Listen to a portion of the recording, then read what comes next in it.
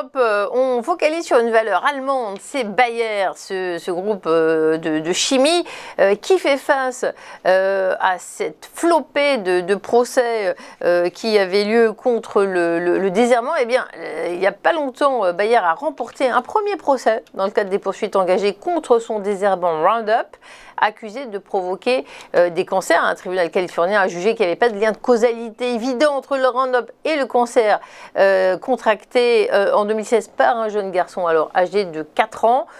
Ça continue de plomber le cours quand même, ces actualités? Alors, bon, les cours sont toujours dans une phase plutôt basse, mais il y a peut-être une lueur d'espoir.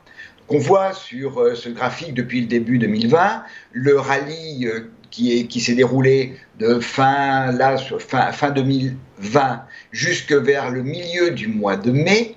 Et là, on est parti dans une consolidation qui s'est accélérée fin mai par l'ouverture d'un gap entre 54 et 54,80, et puis le déroulement d'une tendance baissière jusqu'à 44,60, qui a été parfaitement capé par une oblique baissière.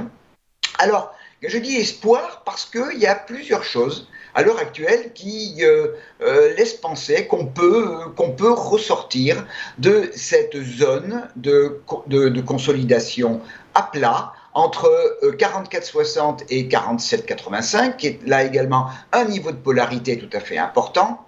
Tout d'abord, on a franchi l'oblique baissière, premier point positif.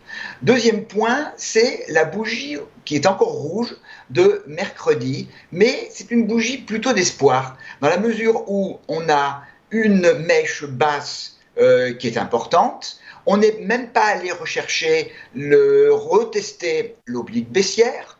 Et puis on arrive vendredi, juste sous ce niveau de 47,85, qui est un niveau de forte résistance, non seulement niveau de polarité, mais aussi c'est le siège de la moyenne mobile 65 périodes en tant que résistance moyenne mobile qui suit très bien les cours. Ce qui est aussi intéressant, c'est que le RSI, lui, est un niveau qui est le plus important depuis le haut du mois de mai. On est au-delà de 60, 61, donc on peut avoir un espoir de franchissement de 47,85. Au cas où, effectivement, on franchisse en clôture journalière ce niveau, les objectifs derrière, c'est 50,03, 52,01, et puis le gap qui a été partiellement comblé entre 54 et 54,80.